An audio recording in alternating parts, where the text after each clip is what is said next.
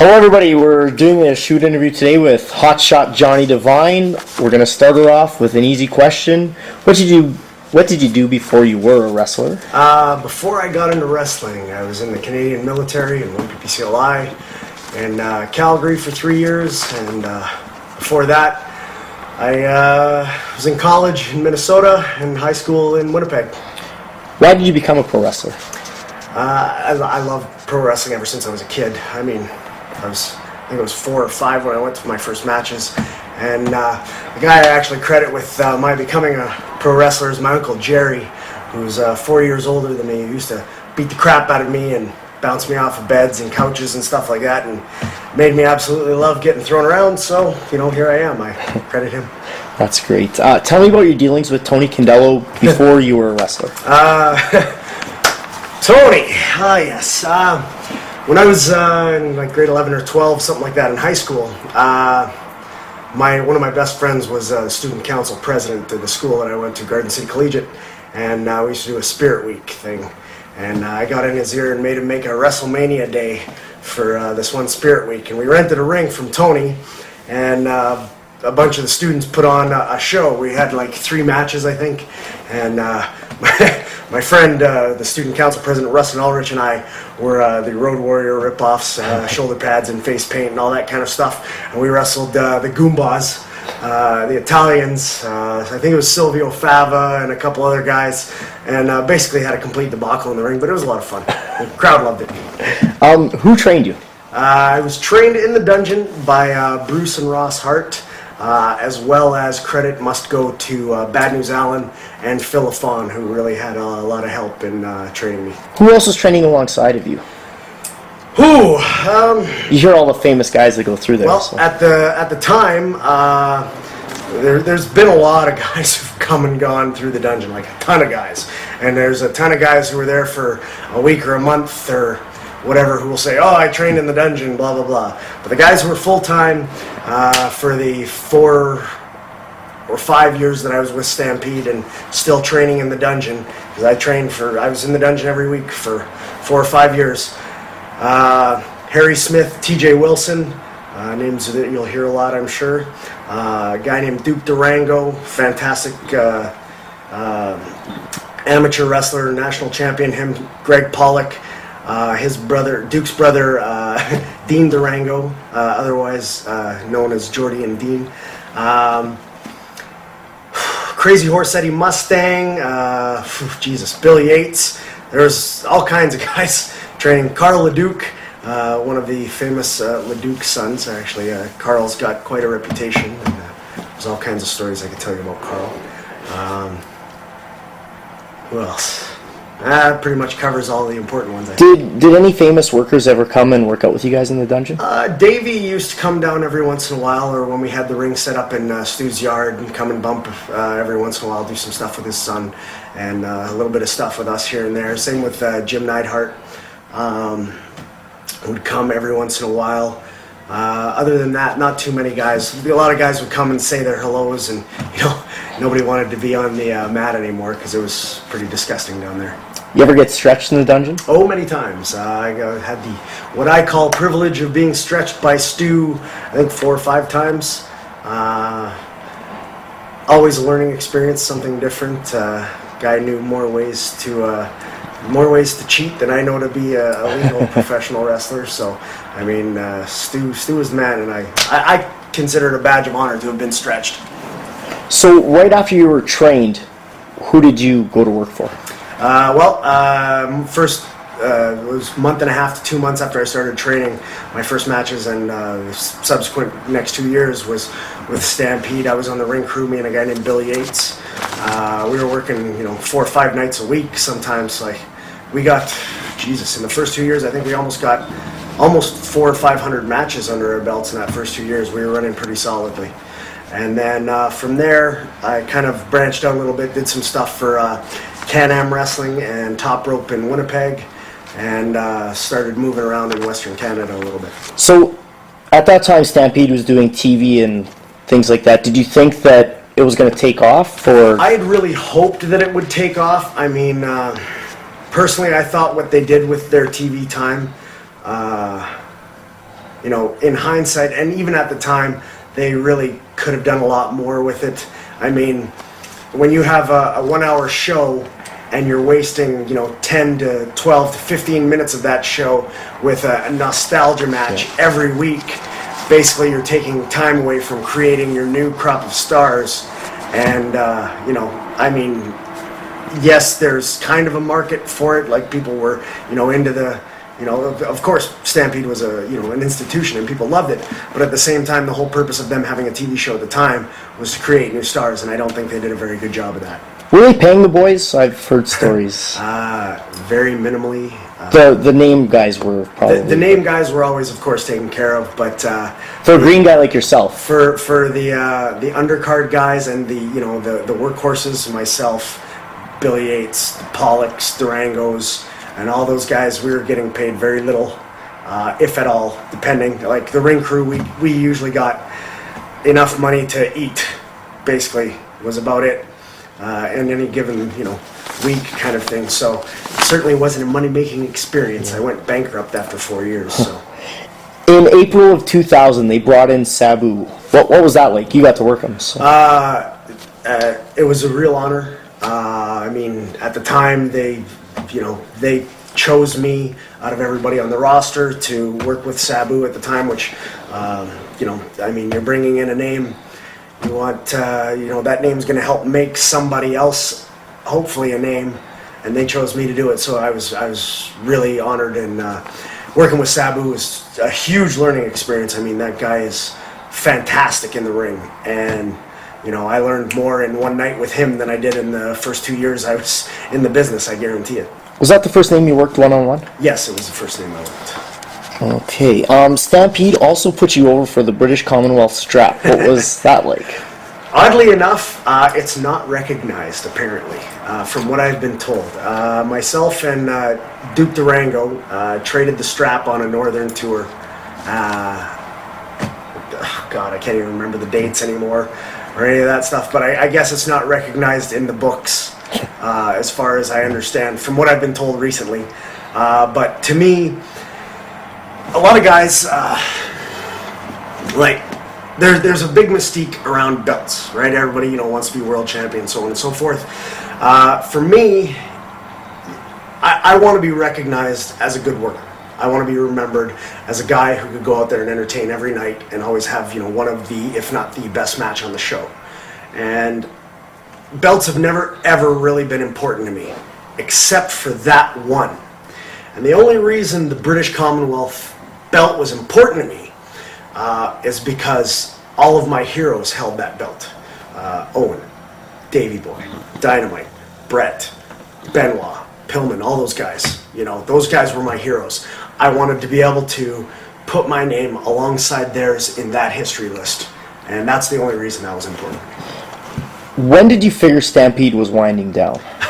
After the big comeback, sellout of the Saddle, or not the Saddle Dome, sellout of the Corral for the big Return of Stampede show where they drew 2,000. It was in WOW magazine and things like that. Yes, too, and then the next week they drew 700, and the week after that they drew 400, and the week after that they drew 250. I pretty much had the inkling there that all wasn't right in the Stampede world as far as promotion and booking went. When did you start taking outside bookings besides Stampede, and who are you working for? You kind of touched on it already. I think it was around the 3-year mark, somewhere around there. I started working for Can-Am Wrestling, which ran long tours, 2, 3, 4 weeks at a time, where I could get 10, 15, 20 shows in if I could.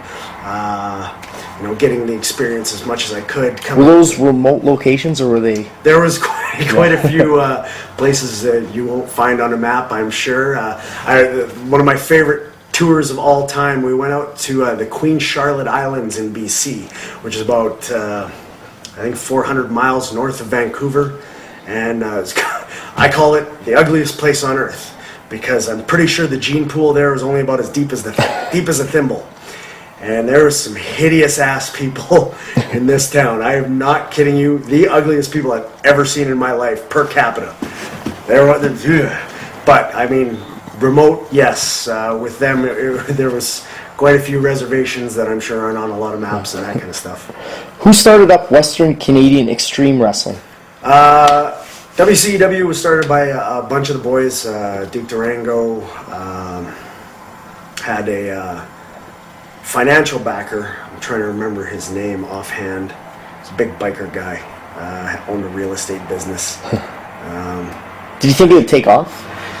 At first, it was making money. I mean, they were drawing 800, every 2 weeks, kind of thing. For the first couple of months, that dropped to about 400 or 500, but they kept it regular at about 400 or 500, which at the time, I mean, that is a huge draw. That's good for indies. That's a huge draw. They were doing fantastic.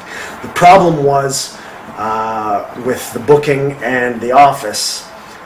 They had brought in Bad News Allen and a couple of other people to do some booking and writing and stuff, and the racist biker office wanted to push themselves as part of the show, even though they weren't trained wrestlers, and friction began there, and basically split the locker room in two, Bad News' supporters and the guys there for the payday kind of thing, and the guys who were there for the payday didn't know who to support. Like, I was caught in the middle. Once I joined WCW, I was definitely in the middle there because I love Bad News to death. He's a tremendous guy and a huge influence on me.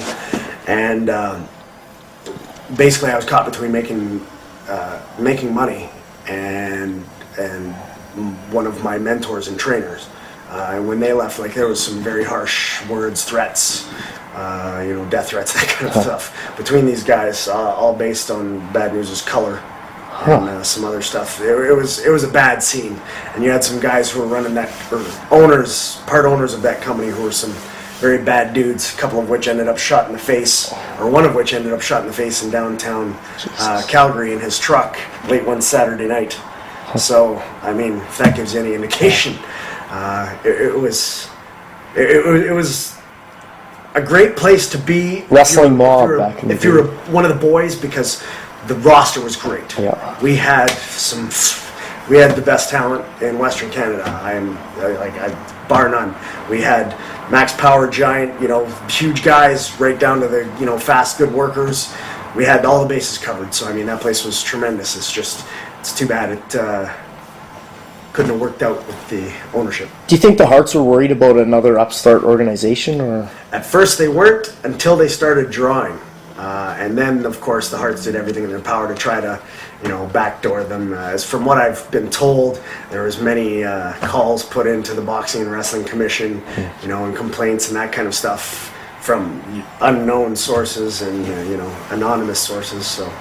Who contacted you for a tryout in ECW, and when did that happen? Well, what had happened was I was on tour with Can-Am, and we were doing a swing through Ontario, and Tiger Khan, who was working with Stampede for quite a while on TV, was doing a set of shows with ECW, and I still talked quite often, and I said, what are the chances of me getting on one of the shows? And he said, well, I'll put in a word for you. The best thing you can do is come down and, try out. And I said, okay, well, I'm going to be in the area, I might as well. So I left the Can-Am tour like a day or two early before they started heading back west, and drove down to Buffalo, and was in Buffalo for one of their shots in Buffalo, and then the Canadian pay-per-view or TV taping they did, I think it was in Mississauga.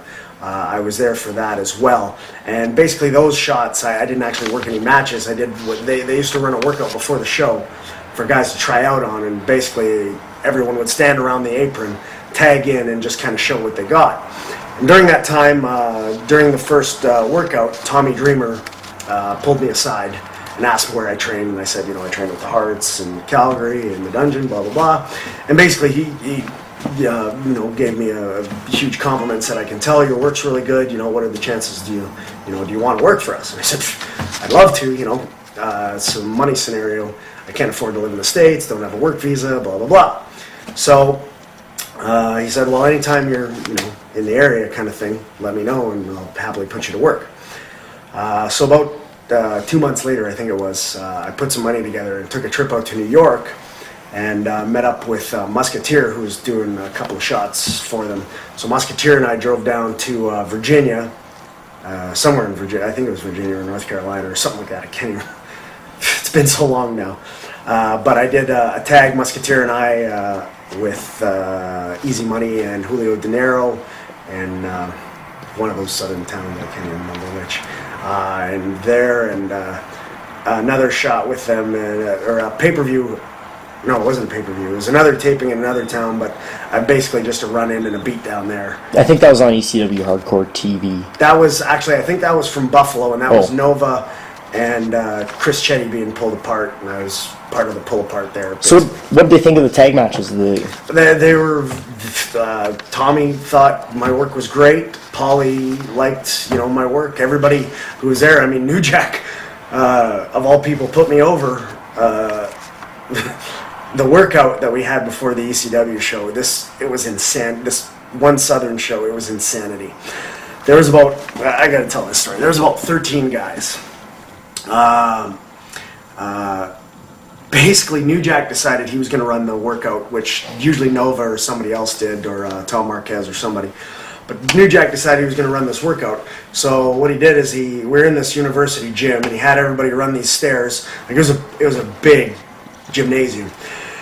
And he had guys run stairs for, I can't remember how long or whatever, but by the end of it, there was only 2 workers left, myself and Frankie Capone, and a ref, 3 workers, myself, Frankie Capone, a ref, and this big blonde kid.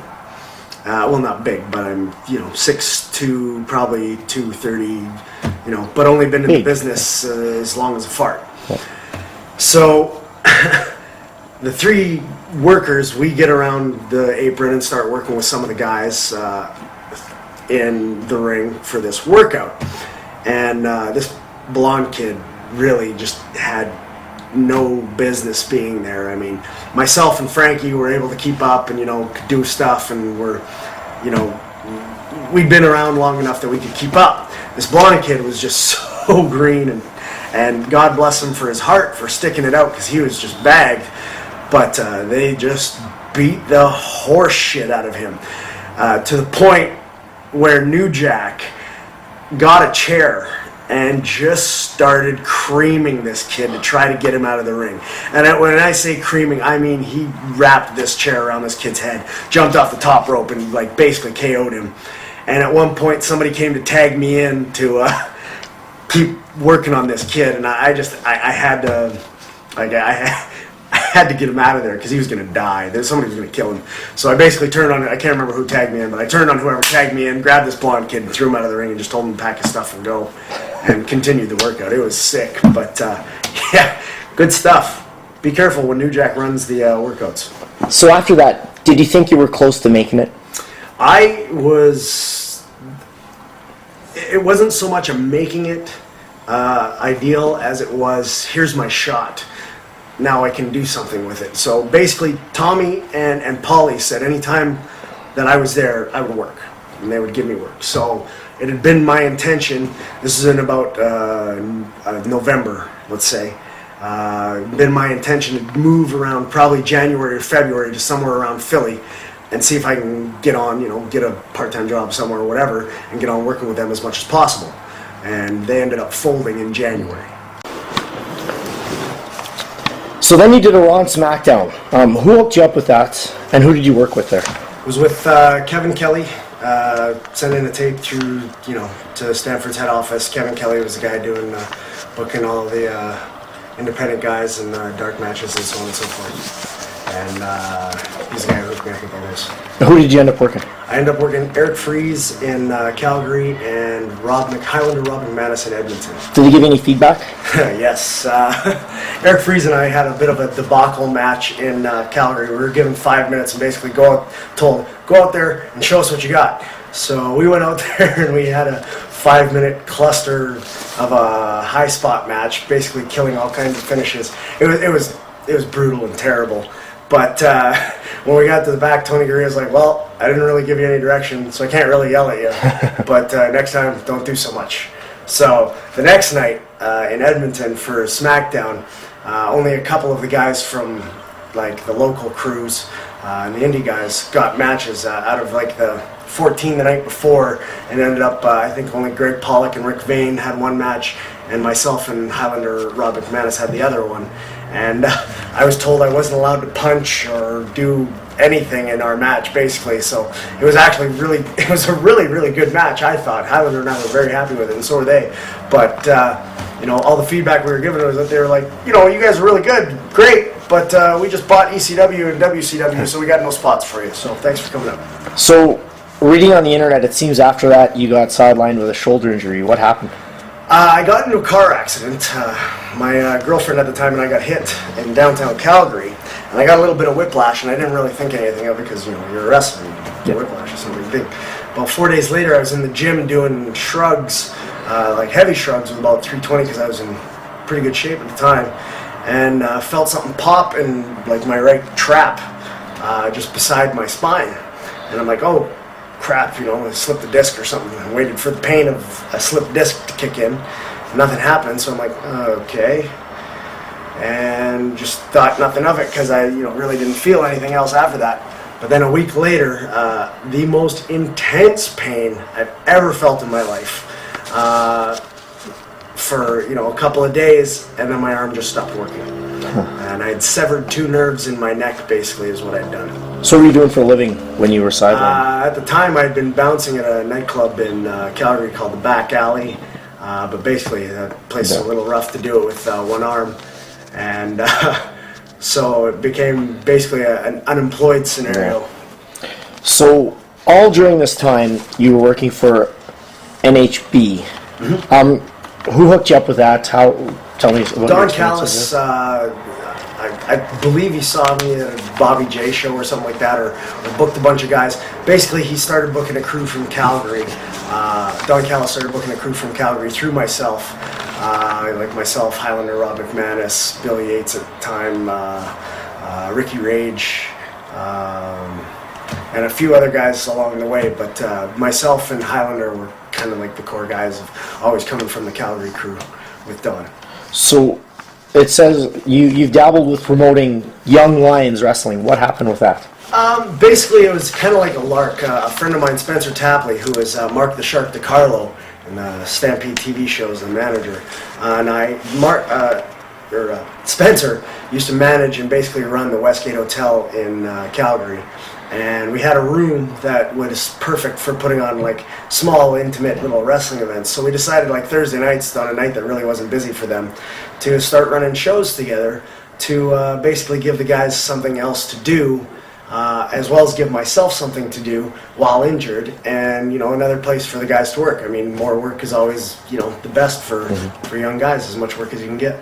So it just eventually closed down? Or? Well, what happened, the actual way it shut down is it started, we weren't making money doing it, like we were making nothing. The guys were getting paid next to nothing, $30 to $50 a night, because we were drawing, I think we were only drawing 50 or 70 people a night, at $5 a pop, I think is what we were charging. So it was a really, low budget, but, run show, but like, we had all kinds of sound and light being at a bar and stuff. But, what happened was one night in one of the matches, a guy named Dave Swift went a little overboard and ended up causing a bunch of damage to the room, breaking a window, and basically it was like the straw that broke the camel's back. The window cost like, I think it was like $700-800 or something like that, and Spencer had to pay it out of his own pocket. It ended up, basically ruining what was not really a good thing, but just something else that the guys could do. Speaking of Dave Swift, wasn't there a thing, like, were you in the dungeon when, I think it was him that injured a guy, broke his neck, or... I think it made headlines, I'm just asking, it's not even... Well, Swift wasn't really the guy who broke his neck, okay. But Swift was involved.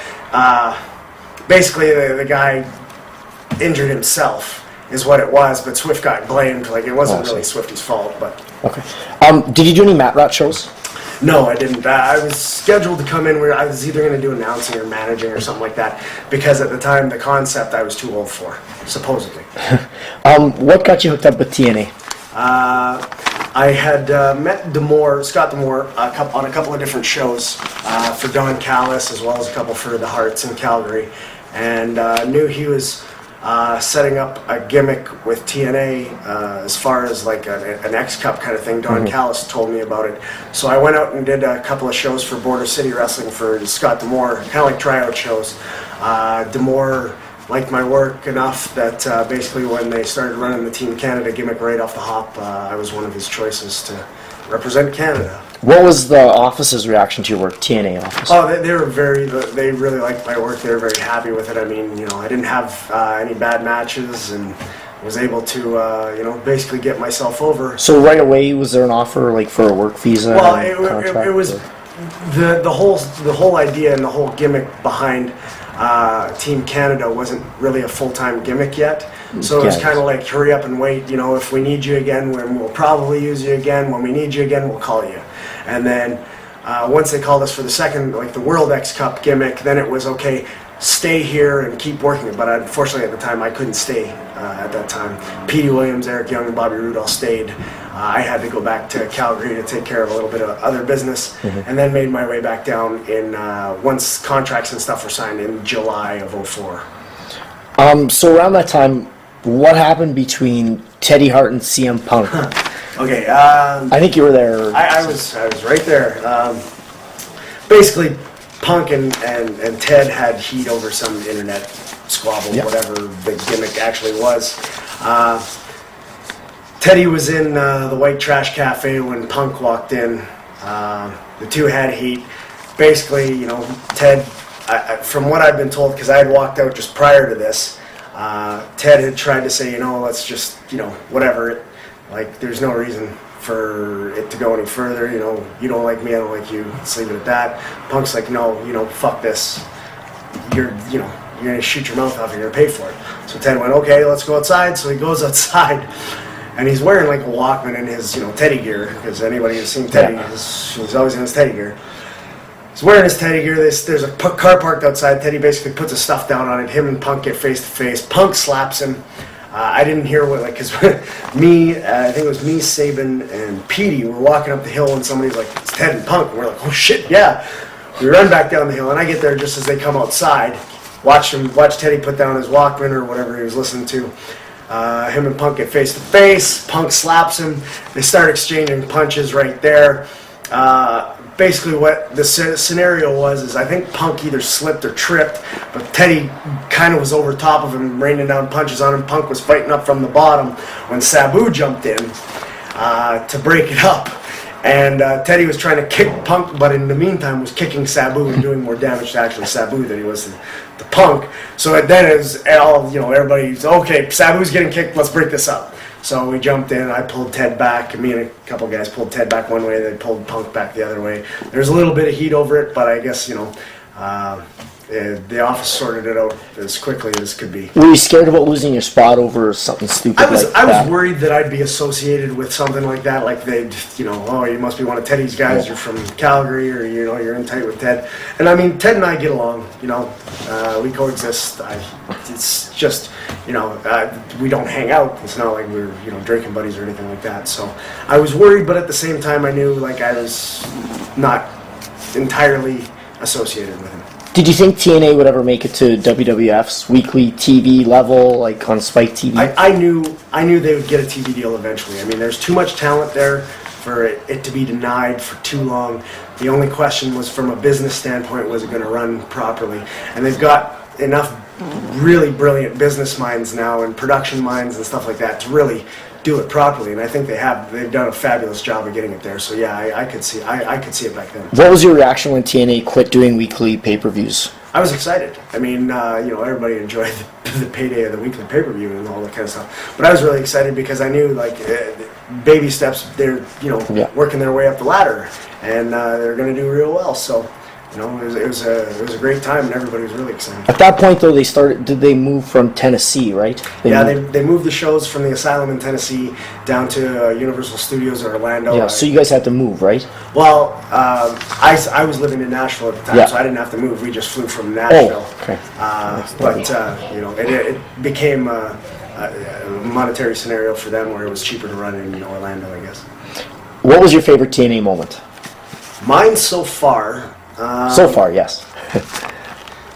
So far, it would either have to be the match I had with AJ Styles, which to me was great because it was a scenario where they were testing me coming back from an injury. They were testing me, putting me in there with their, golden child, seeing what kind of thing we could pull off, and we'd had quite a good match. It would either be that, or it would be, I think, probably the 8-man tag match that Team Canada and Team USA did to build up for the World X Cup. We had just a fantastic match in that 8-man match, and that match to me blew the doors off a lot of things that happened that year. So give us the lowdown on what happened the night you got stabbed. If you want, that is. Andy Douglas and I were out at Bar Nashville. There's all kinds of reports of this bar that I've never heard of where we got stabbed, but it wasn't actually in a bar. We were at a Bar Nashville, and we were hanging out. A couple of people we knew, we were going to meet some other people at another bar in another part of Nashville, and we ended up having to get into Andy. Andy had a rental car at the time. We ended up having to get into Andy's rental car and drive on Broadway in Nashville, which is main thoroughfare, 4 lanes, packed traffic at 11 o'clock at night on a Saturday in Nashville. We had a friend of ours named Misty with us in the back seat. We were going to meet her friends and a couple of our friends at another bar, and this carload of guys beside us just were jack-offs for a good 10 minutes, and it got to the point of ridiculous where this black kid in the back seat, spit at Misty or on Misty or whatever the case was, and Andy and I had enough, and they'd been calling us on, so we were just like, you know what, hell with it, let's do it. So we got out of the car, we tried to pull into a parking lot, they pulled in behind us, basically cut us off, so we got out, they fucking jumped us, we, in all legitimacy, beat the hell out of them, because they were all 18 years old and 140 pounds soaking wet, but apparently the little black kid had a knife, and popped Andy in the leg as Andy had him across the hood of a car, and while I had one of his other buddies on the ground, I suplexed the kid on top of his head on the concrete.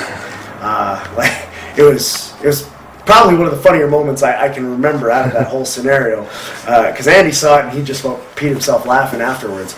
But I had this other kid on the ground when Andy got popped in the leg, and this black kid ran up and popped me in the stomach. I thought he had punched me, I didn't even feel it, and took the black kid down, and he tried to cut my throat. There's a scar I have right here. Apparently he tried to cut my throat, but again, didn't feel that, didn't see the knife, had no idea that this kid had a knife. He got up, basically tried to run off, and I took off after him, and Andy saw another car of these guys' friends pulling in and heard cop sirens, so Andy was like, bro, let's get out of here. So we jumped in the rental car and took off. And basically, as Andy jumped in, he felt his leg, and was like, Jesus Christ, I think that guy stabbed me, my leg's bleeding. Well, let's get you to the hospital. About 5 minutes down the road, I look down, and my shirt's all wet, and I'm like, oh, shit. Start feeling around in my gut. I'm like, bro, you better step on it. They got me in the gut, and it feels like it's pretty deep. So, off we rush to the hospital. Do you want to show us the wound? Is that okay? Or? Sure. Stab wound, right there. Where it went in that way for a 4-inch serrated blade, apparently. And that's the repair. Oh. Yeah, that's lovely. They had to give me a hernia surgery to take out my gallbladder and a foot of intestine. And when they put me back together, they did a terrible job. And I had all these hernias and bubbles form basically in my abs. So I had all these bumps and had to get it repaired a second time here just recently. So what were your plans when you found out you're going to be out of work for a long time? I had no idea what the hell I was going to do. I was living in Nashville, couldn't get any other job. Basically, I was screwed. I was living off the charity of others at that point. So I can recall reading you did. This is a little bit after you healed, of course. You did a dark match or a heat match for the Fed. Okay, now you're skipping ahead. In March, that's all right. In February, I blew my knee out working for Lawler in Memphis. So when I blew my knee out, basically Scott Demore got me hooked up with a really good surgeon in Windsor. So I moved to Windsor and got my knee fixed. And then my contract ran out at the end of June of 2005. And once my contract ran out, it had been supposedly, I've been told, the plans were to bring me back for the August pay-per-view. So I'd been working out and ready to go basically for August when I got told, okay, plans have changed. Now we're holding you off till October. You know, then we got nothing for you right now. So I wasn't under contract, and it was basically a scenario where, fuck, I got to make some money, you know, and I need to work. So, you know, I called Tommy Dreamer. Like, I asked the office at TNA, I said, is it okay if I take, you know, a couple of bookings just while these guys are in the area so that I can make some money? And they said, sure, no problem.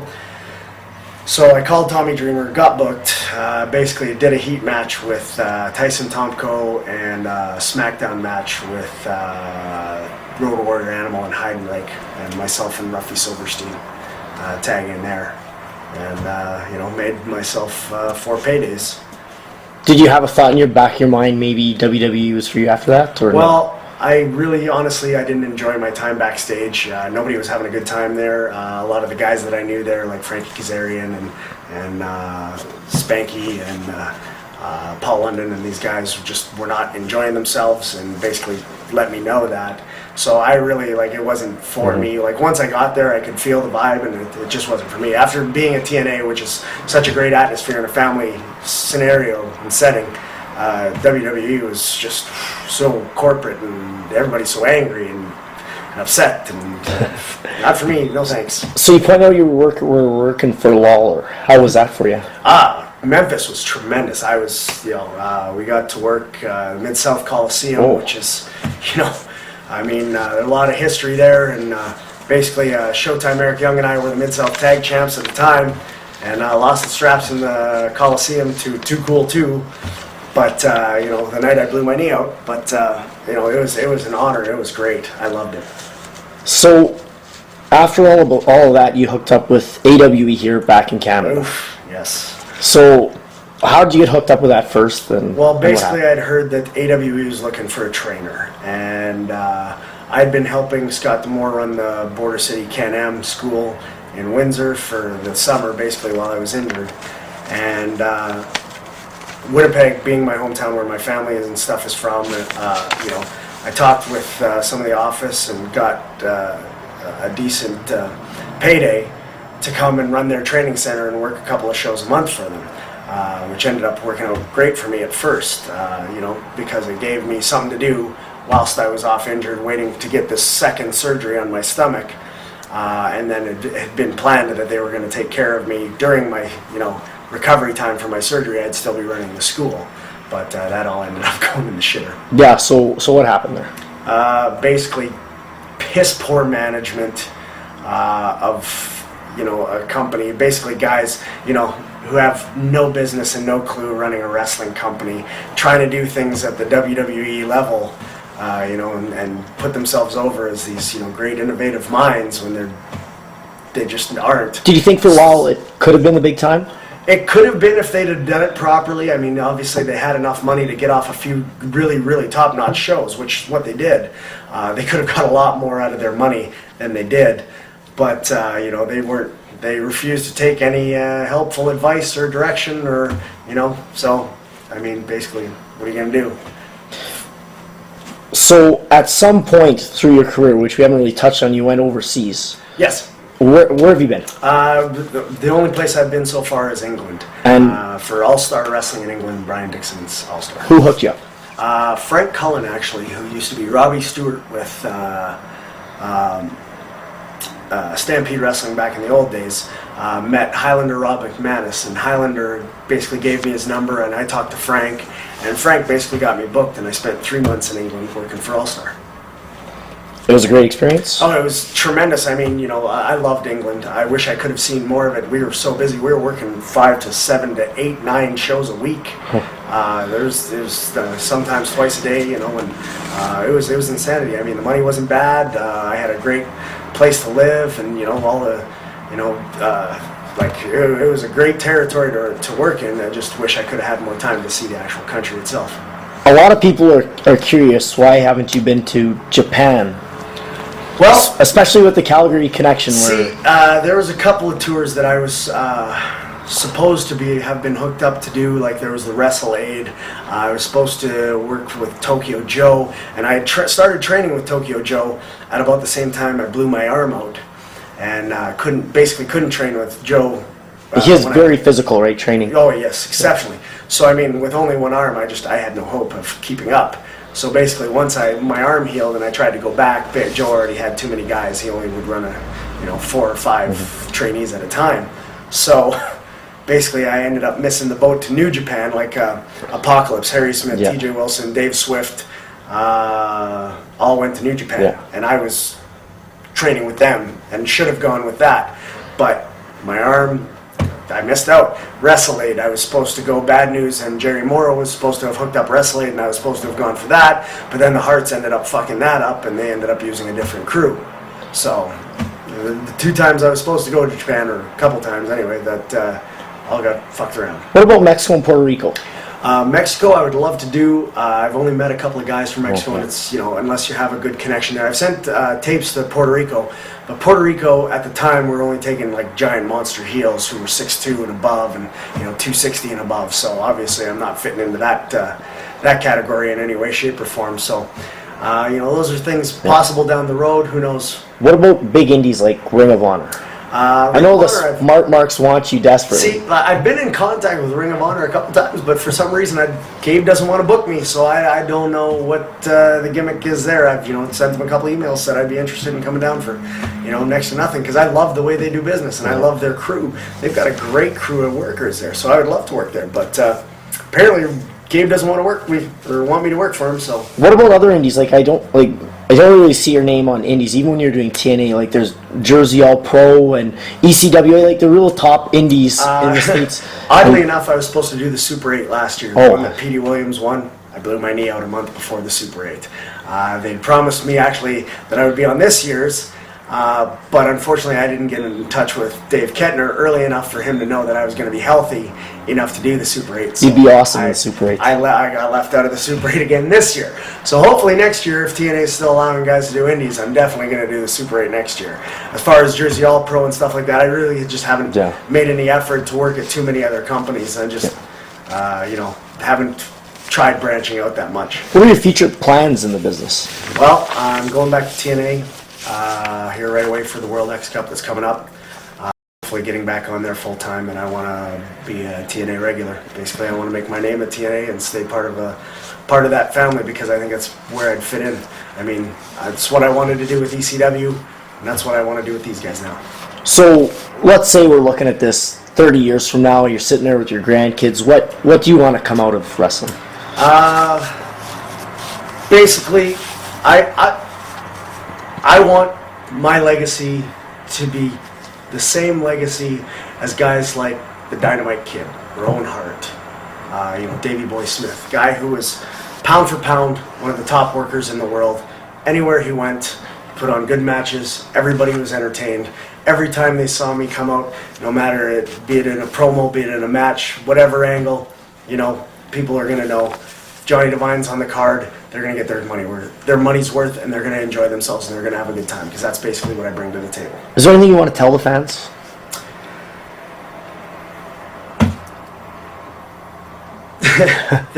I love you. There's 100 things I'd love to say. The most important of which is, remember why you watch wrestling. There's so many what are called smart marks now, smart fans who are internet savvy, who know the inner workings and inner dealings, and know the backstage politics, and know who's going to win, and who's that, and who's this, and blah, blah, blah. That's not why you watch wrestling. You watch wrestling because you want to be entertained. Start being entertained again. Stop worrying about who's doing what backstage, and who's sleeping with the boss's daughter, or who's, holding this guy down, or whatever. Watch the in-ring product and be entertained again, because it's all the politics and backstage stuff that people keep bringing to the forefront. That's what I think is killing our business. It's taking the enjoyment out of it for so many people that, crowds are down. People just aren't as happy anymore. You go out to indie shows, you see guys like myself who have a love for what we do. We go out there and we give it our whole heart every night to go out there and bust our ass and entertain you. You shouldn't care what I drove to the show in, or whose daughter is dating which wrestler who's holding me back from the undercard, or who cares. Go to shows, have a good time, support your local indies, watch the shows on TV, go to shows, enjoy wrestling again, bring it back to what it used to be, for God's sake, because it's killing business right now, and it's killing me watching the business be killed. So we'll try to do this quick with name association. Let's shoot out Teddy Hart.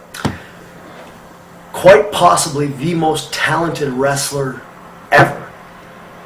If you watch him work, you can't help but be amazed because he is athletically gifted as anybody I've ever seen. Jeff Jarrett. Terribly underrated. The man, entertaining matches every time. Can wrestle anyone of any size and has an actual brilliant mind for the business. Bruce Hart. Love him to death. He's a fabulous trainer. He's god-awful as a booker. Stu Hart. God. The man was a legend, and I love him and miss him dearly. The Hart family in general. That's a mouthful. A lot of problems there. Seen them firsthand. I wish they could pull their crap together because as far as wrestling in Canada goes, they're royalty and they could do so much if they all just work together. But they're too busy fighting for it to happen. Jim Neidhart. Great guy to party with, fabulous guy, wonderful. His daughters are some of the greatest people I know. Cyrus the Virus. Don Callis. Don, genius, absolute genius, one of the best minds in wrestling, guaranteed. Bad News Allen. The toughest man I've ever met. Phil LaFon. A god as far as technical work goes. The guy was a tremendously great worker who never received his due. Scott Demore. Yet another of the great minds of the business and terribly underappreciated as far as work rate went. And last but not least, your Team Canada teammates. Petey Williams, one of my favorite people of all time, and the Canadian Destroyer. What do you do? No better finish I've ever seen. Bobby Roode is awesome, future heavyweight champion, guaranteed. Mark my words, no problem. A1, man, that guy looks like $1 million, and he can work. And people don't give him enough credit because they haven't seen it yet. But he can work, and he just needs his chance. And my personal favorite, and a guy I love to death, Eric Young. That man deserves an Emmy. He is the best thing on television. Period. Period. There's nothing more entertaining than Eric Young. Well, thanks a lot for your time, Johnny Devine. It's been a great interview, and we'll get these matches that you're doing tonight on after the interview. Thanks a lot. Thanks a lot, guys. Bye-bye.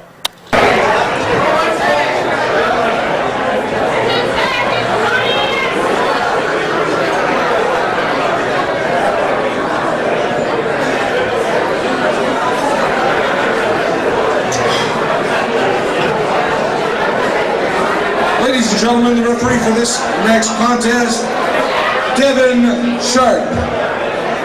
Devine Sharp. All right, another match that was made right here tonight at Doubles Fun Club. The special challenge match. May I introduce to you first, and you may have watched him on TNA Wrestling. He's made his mark all over North America. He hails originally from Las Vegas, Nevada. He is 197 pounds. Hotshot, Johnny Devine.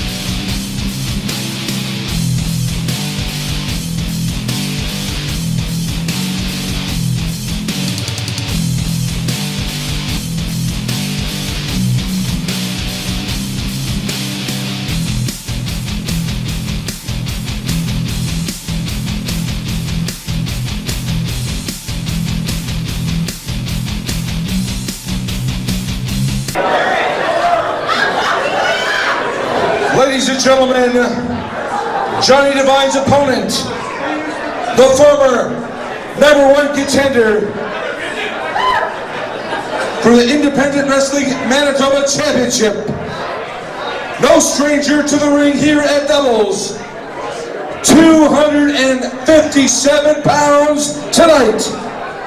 From right here in Winnipeg, please welcome Zach Markey!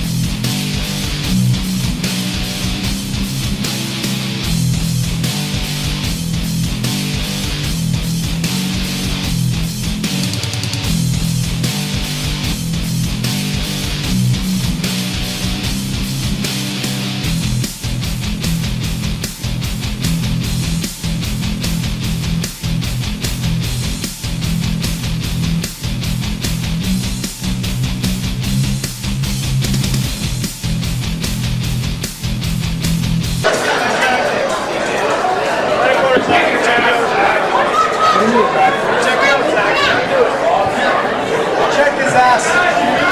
Check it. Check his ass. I thought it was your boyfriend, not me. He's smuggling drinks. Check it.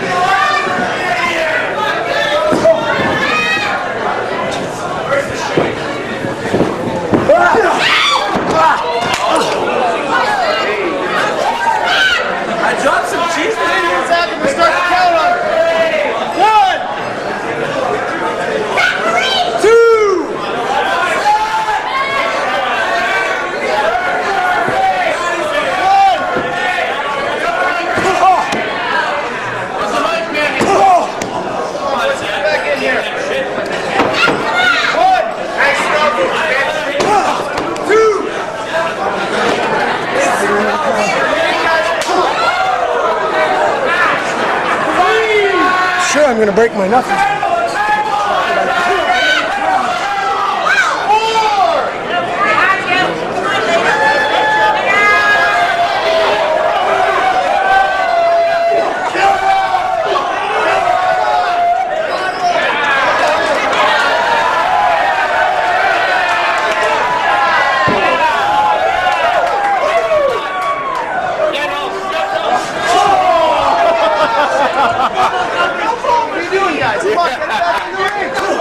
One more, Johnny! Come on, guys!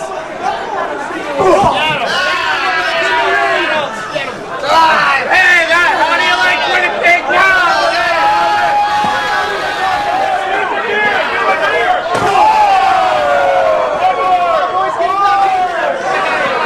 Hey, where are you now? Hey, one guy.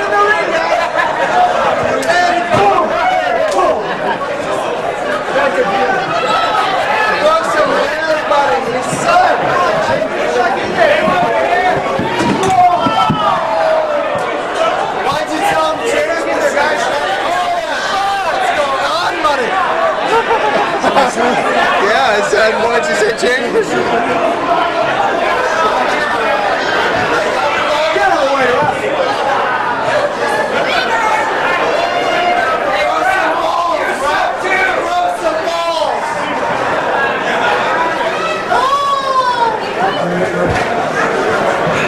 Bring it, let's see what you got. Let's go, boys. Back in there, boys. Come on now.